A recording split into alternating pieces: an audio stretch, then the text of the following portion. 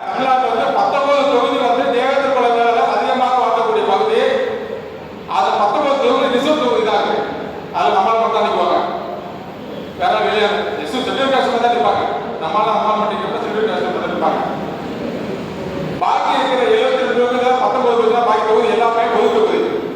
பொது தொகுதியில் எந்த அரசியல் கட்சியில் நம்மளால சீட் கொடுக்க மாட்டோம். அது நல்லா தெரிஞ்ச விஷயம். உண்மை தானே? நம்மளுக்கு பொது சீட் கொடுப்பாங்களா? கொடுக்க மாட்டாங்க.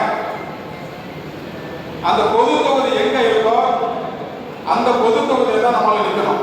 ஏன்னா நம்ம வந்து பட்டியலுக்கு வெளியில போறோம். பட்டியலுக்கு வெளியில போற நமக்கு வந்து எஸ்சி தேவை கிடையாது, பொது தொகுதி தான் வேணும். அந்த பொது தொகுதியில நின்றுட்டா நம்ம யாரை நிரூபிக்கணும். அப்படி நிரூபித்தா தான் மற்ற அரசியல் கட்சிகளாம் நம்ம வந்து பயப்படாதப்பா. இது வந்து ஒரு சரியான முன்னெடுப்பு. இது இந்த கூட்டம் வந்து இங்க நடக்குதுன்னு நீங்க நினைச்சிட்டு இருக்கீங்க.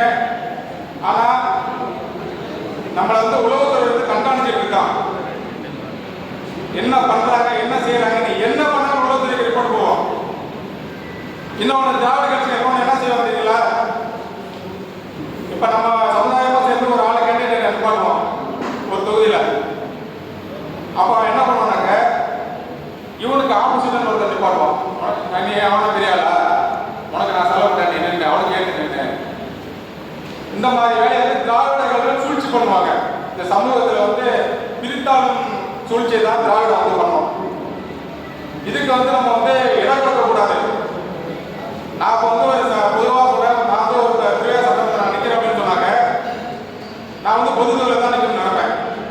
கண்டிப்பாக இந்த மாதிரி 2020 சட்டமன்ற தொகுதியில் திரைய சட்டமன்ற தொகுதியில் சட்டமன்ற உறுப்பினராக நான் நாமினேஷன் கட்ட போறேன்.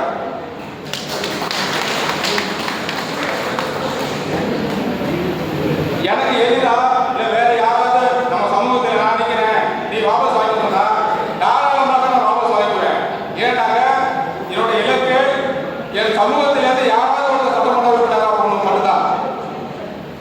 அந்த இடத்துல என்னுடைய கொள்கையை நான் விட்டு கொடுத்து அவர்களுக்காக களை பண்ணி எந்த நேரத்தில் எந்த வேலையிலையும் நான் சொல்லுங்கிறத இந்த வேலையில சொல்லிகளை கடமைப்பட்டு இருக்கிறேன்.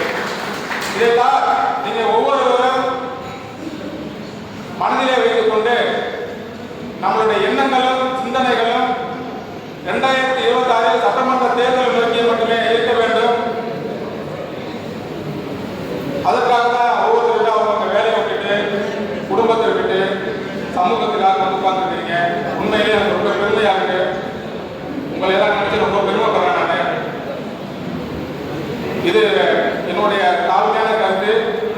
நான் இந்த இப்ப இருக்கின்ற சமுதாய சிந்தனையோடு வந்திருக்கின்ற நாம் எடுக்கும் ஒவ்வொரு முடிவும் தீர்க்கமாக ஆணித்தரமாக நான் இதை தான் செய்ய வேண்டும், இப்படி செய்தால்தான் நாம் இந்த எலெக்ஷன்ல வெற்றி பெற முடியும். ஏன்னா இந்த 2026 பார்த்தீங்கன்னாக்க பலமுனை பிரச்சாரம், பலமுனை போட்டி வரும். இந்த பலமுனை போட்டியில தான் நம்ம நின்று ஜெயிக்க முடியும். நாம் தமிழர் கட்சி தனியாக நிற்பாங்க. எப்போதுமே தமிழக வெற்றி கழகம் வந்து தனியாக நிற்கிறோம் எடுத்துக்கிறாங்க. பிஜேபி ஏடிஎம்கே கூட்டணி இருக்கும். இந்த மாதிரி பலமுனை பிரச்சாரம் கண்டிப்பாக இந்த 2026 சட்டமன்ற தேர்தல் நடக்கும். இதையெல்லாம் வாய்ப்பாக பயன்படுத்திக்கணும். இதை வாய்ப்பாக பயன்படுத்தி நம்ம வந்து ஒரு கள ஆய்வு செய்யுங்க. அது வந்து அந்தந்த மாவட்டத்தில் அந்தந்த சட்டமன்ற தொகுதியில் இருக்கிறவங்க என்ன பண்ணிக்கனாக்க எவ்வளோ ஓட்டு நம்ம ஆளுங்க இருக்கிறாங்க, நம்ம ஆளுங்க ஓட்டு மட்டும் எத்தனை பேர் இருக்கிறாங்க, மற்ற ஓட்டு எவ்வளோ இருக்கு, ஒரு 80% ஓட்டு இருக்கு, 60% போட்டாலே நம்ம ஜெயிச்சிருவோம்னாக்க அந்த தொகுதியை செலக்ட் பண்ணுங்க. இப்போ கீழ்வேலூர்ல பார்த்தீங்கன்னாக்க நம்ம மக்கள் ரொம்ப பெரும்பான்மையாக வர்றாங்க.